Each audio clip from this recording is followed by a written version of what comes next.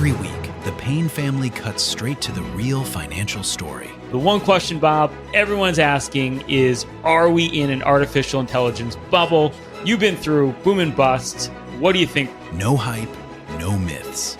Just what actually matters to your money. Does feel very similar to what we experienced in the 90s. Where are we, though? Are we in 1995, 1997, 1999? Listen to the Pain Points of Wealth on the Red Apple Podcast Network. The More Money Show with Steve Moore on the Red Apple Podcast Network. Welcome back, folks. This is the More Money Show. Hope you're having a wonderful weekend. A lot to continue our conversation on. I'm joined now with John Fund, who was many, many years the political voice of the Wall Street Journal and has been with National Review for many years, works with me at Unleash Prosperity. John, thanks for joining. Pleasure, Steve. Good to hear from you. And we also have Peter Roth, who is with Newsweek, works at Unleash Prosperity, and has been a political pro for, I don't know, how long have you been in Washington now? Longer than either of us would care to say. So I can't think of any group that would be better to talk about the politics of what's going on in Washington right now. And let us start with this, that at the end of the year, Trump's approval rating on the economy was quite poor, especially given how strong the economy was. The good news is that the latest polls that have come out just in the last few days show Trump climbing again. And I regard that as a kind of, you got a perception and a reality, and the economy is strong and has been strong. And I believe, Peter, that what's happening now is people's perceptions are starting to catch up with that reality. But give me a sense of where you think Trump is right now. I think that's right. Trump owns the economy, and that's slightly unfair because the principal problem, as I just wrote in Newsweek, is this so-called affordability crisis, which is really just the hangover from the Biden spending like drunken sailors binge. The higher prices are here to stay. We have to wait for wages to catch up. Under Trump, as it was in the first term, wages are growing. Under Biden, wages declined, and so the inequality gap got wider. Trump is explaining that to the American people, but he's facing a headwind coming from all the Democrats who want to argue that the economy is in a shambles to set themselves up for a big win in November of this year. I think that's a good analysis. And John Fund, one of the interesting aspects of what's going on Capitol Hill right now is this big debate that we've been debating for years, about what to do with Obamacare. And people are angry about the cost of health insurance, as they should be. As you know, I'm a huge advocate of getting rid of Obamacare. I think it was false and misleading advertising to even call it the Affordable Care Act. But what is your assessment of? But Republicans don't like to talk about health care. They're afraid of the issue, even though the Democratic plans have moved us more and more closer to essentially a national health program, socialized medicine like they have in Europe.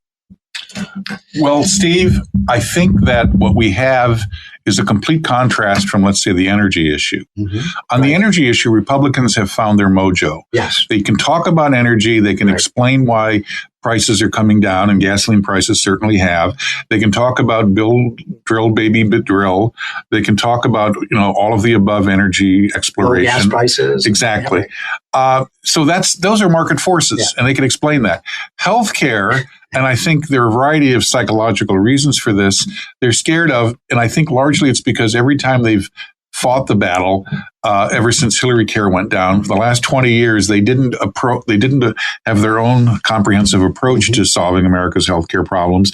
And whenever they did attack the Democrats, the media attacked them, and they came out the losers. I think the playing field has changed. I think there are enough media outlets that will give Republicans time and space to make their case.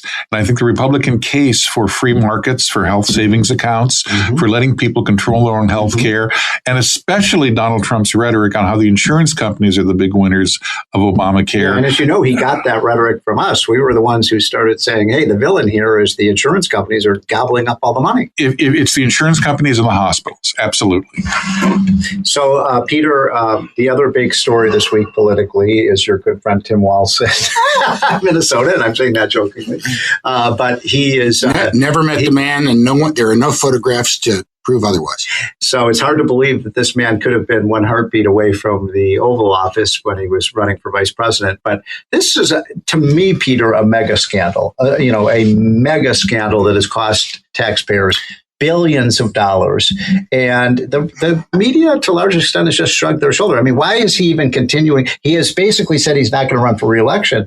I think he should maybe even be arrested. I mean, what did he know and when did he know it? That's the big question. And it isn't being investigated to my satisfaction. And I suspect that Walz is not the only governor of a large blue state. What was going on here? Oh, they were taking federal payments. Right. That were supposed to be used to subsidize, daycare, in this case, daycare and childcare, pocketing the money and sending it back to Somalia to fund the warlords and to fund the political machine in Minnesota that keeps Keith Ellison and Ilhan Omar in office. Yeah. I suspect if they look closely at places like Chicago and St. Louis and New York, they'd find similar circumstances, but they don't want to look. Well, actually, there are 5 states now where Donald Trump has ended or frozen federal funding for all of these programs because he feels there's systemic fraud, as Peter points out. California, Illinois, New York. All blue states. Colorado, and others that are going to be joining that list. And we're going to see lots more Minnesota stories, perhaps slightly less outrageous, but we're going to see them piling out between now and congressional hearings in March. And I think John is exactly right. And the challenge to people like John and I who are in the media space is to convince people that corruption in government is as endemic and is as big a story as the left pretends that corruption in business is. Bigger. And in fact, in fact, it is bigger. Yeah. And you cannot manage a welfare state without a corruption rider. People get paid off. That is how the system works. That's Peter Roth. He is one of the political writers at the Newsweek. So John Fund, now with National Review, why the left has kind of ho-hummed this whole story. You would think that, they say they want good government, and yet this is billions and billions of dollars have been ripped off from taxpayers. We don't know to what extent they were in on this, but it's hard to believe that Tim Walz and other elected officials had no idea what was going on. Well, briefly, and Peter's pointed this out, the liberal media was complicit in this story because in 2019, the Democrats took control of both houses of the Minnesota legislature, and with Governor Walz, they expanded the welfare state dramatically just before COVID hit. They created conditions for this to happen. And what was the left's response? Oh, the progressive government has brought all of these great government programs to life. They called it the Minnesota Miracle. The Minnesota Miracle. And you know what? The Minnesota Miracle has become the Minnesota Turd. And they don't want to acknowledge their complicity. So I agree with you both that I think this is going on all over the country, maybe even in some red states too. And here's my problem, Peter. The incentives of these programs is the federal government pays the bills, they send the money to the states. So if in effect, and I've talked to Democrat and Republican lawmakers say, well, the fraud just brings more money into our state. So they don't, in other words, there's no incentive for these governors or these mayors or city council members to root out the fraud because it's other people's money. Well, it's other people's money, but it's also being used, at least we suspect it's being used to fund the political machines that are keeping them in power. Now, is there any evidence of that? There is some evidence, I understand. Well, the Somali community in Minneapolis has had notorious problems with voter fraud because it's a concentrated group that follows Klan leadership. And if the clans are rented or leased to vote for certain people, you're going to get a block vote. And that has helped keep Minnesota democratic and for the last decade. And here's where we are, to Jason Lewis, who, as you know, was a congressman from Minnesota, and he says he lost his race. He thinks, there's evidence that voter fraud was really what made the difference in that race, and it could have been all this money that was funding these political elections. I think that's probably, there's a lot of legitimacy there. But, Steve, you like to talk about the difference between the blue states and the red states. And I'd posit that that's not the divide anymore. It's the red states versus the blue cities. Yes. Because there are certain cities that, like Minneapolis, St. Paul, which dominate Minnesota. But that's the last redoubt of the Democrat progressive left machine. And so they can take over New York with a Mondami. They can take over Seattle with a progressive mayor that's never had a real job in her life and lived in her parents' basement. But because they're population centric, that's what we're fighting.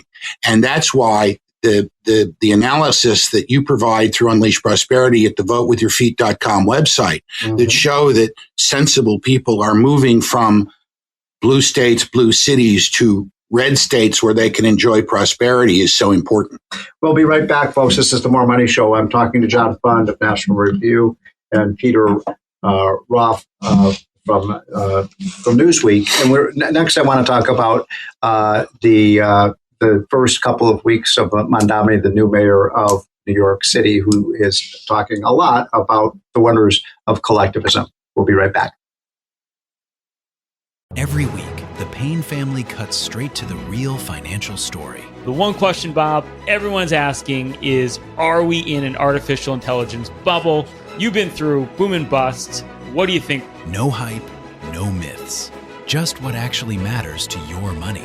Does feel very similar to what we experienced in the 90s. Where are we, though? Are we in 1995, 1997, 1999? Listen to the Pain Points of Wealth on the Red Apple Podcast Network.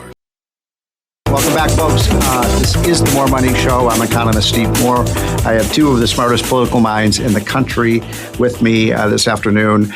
John Fund from National Review, and you know him from the Wall Street Journal. You know him from Fox News. And Peter Roth, who's one of the political writers at Newsweek. I wanted to talk about what's going on in New York. Mondami is now the mayor of the city. This is a city that has been losing population, as you talked about, Peter. If you go to Vote With Your Feet, you're right. In the last 20 years, New York has lost well over 3 million, closer to 4 million people on net, and many of them from New York City. What do you think explains how a city of very smart people could elect someone who talks about the wonders of collectivism and socialism? What's going wrong? Well, here? When Ed Koch lost the primary to David Dinkins, he said the voters have spoken and they must be punished. And that's kind of my attitude towards towards what's going on right now. By the way, who was the mayor before? Eric Adams.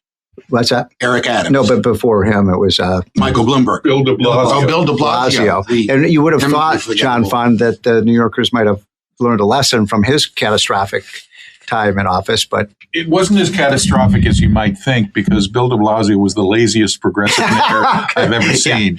He talked a good game, but he actually didn't do that much. So that's how they survived him. But will they survive? Let's just get right down to it. Can New York City survive the Mondami agenda? Let me supplement what Peter said. If you look at the exit polls and you break the electorate down into three groups who voted in November, and Mondami only won with 50% of the vote. Yes. If you were born in New York City, which is about half the people, you voted overwhelmingly against Mondami.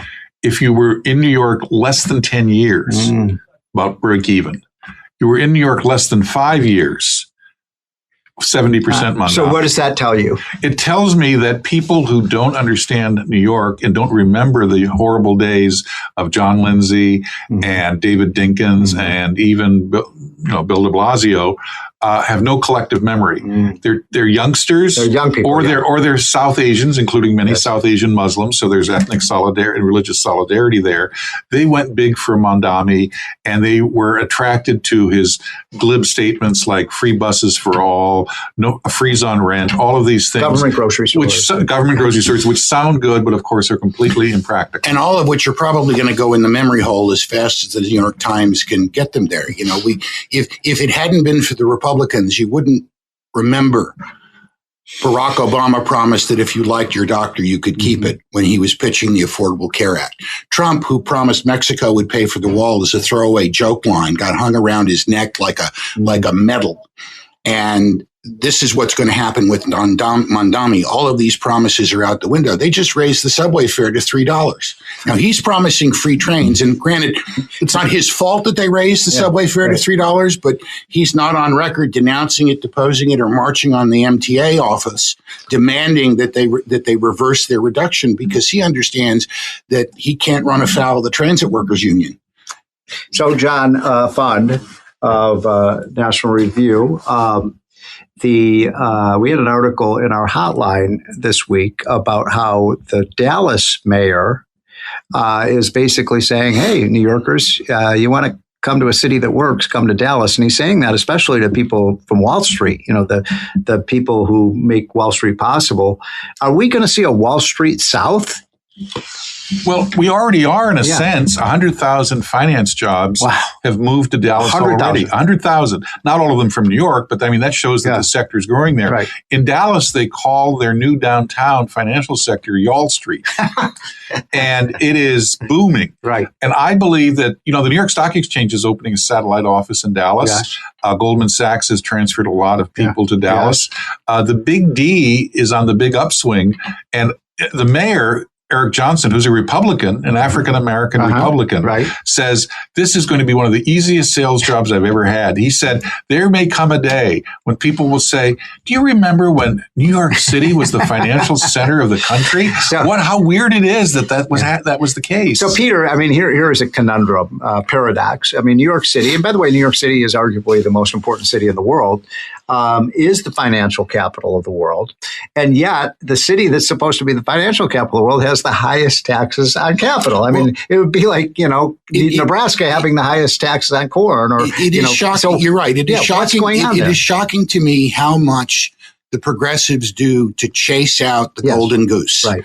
So, John Fund, I'm sure you remember the famous headline, Ford to New York City dropped dead. Which he never said. He never said it? Never said it. Okay.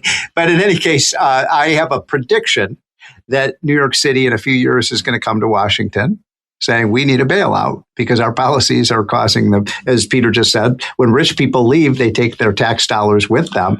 They already have a structural deficit that's so large they need a bailout. Oh my God. New York, it may not be bankrupt, but it's completely insolvent. Peter? Yeah, there's no glide path to a soft landing here for Mondami if he moves forward.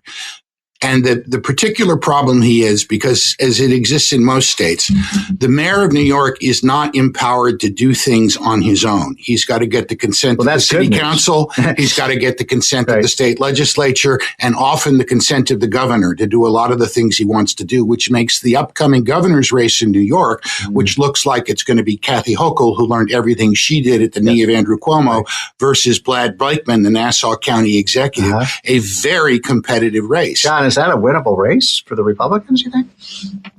Mondami may make it winnable because he is going to be the focal point of a lot of bad news and a lot of anger because people realize that the promises Peter mentioned aren't going to come to pass. Well, New York has had Republican governors. You had Pataki, who did a good job, and so on. So it wouldn't be unprecedented, Peter, for the voters to change directions. But this is a pretty deeply blue state. And who was the Republican who ran for governor recently and he's in the cabinet now? Lee Zeldin. Yeah. He told me, look, if the Republicans hadn't all left New York State, he said he would have won the election. But I think that's probably right. And the question is, are there enough Republicans and independents left in New York, and now non-socialist Democrats, to put a Republican in the governor's mansion in Albany? And I think we're going to know, I think Mondami is going to experience sooner rather than later the Thatcherism that the only thing wrong with socialism, it's sooner or later you run out of other people's money. We only have a couple of minutes left. Mondami will run out of it faster. In the last couple of minutes each, throw a question to you. Do you believe that Mondami could move to the middle in a way that would be more politically strategic and better for the people of New York? Is he capable of that? Not in the first year before the governor's race is resolved. Look, he had a choice when he made his inaugural speech as mayor. And he could have said, I want to embrace communitarianism. I want to embrace solidarity. I want to do all of it. No, he said, I want to replace rugged individualism with the warmth of collectivism. Excuse me? Collectivism is a communist term.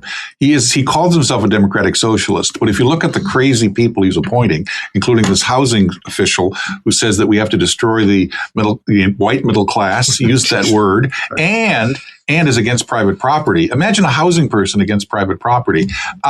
I think he is going to go over the cliff before he rethinks anything.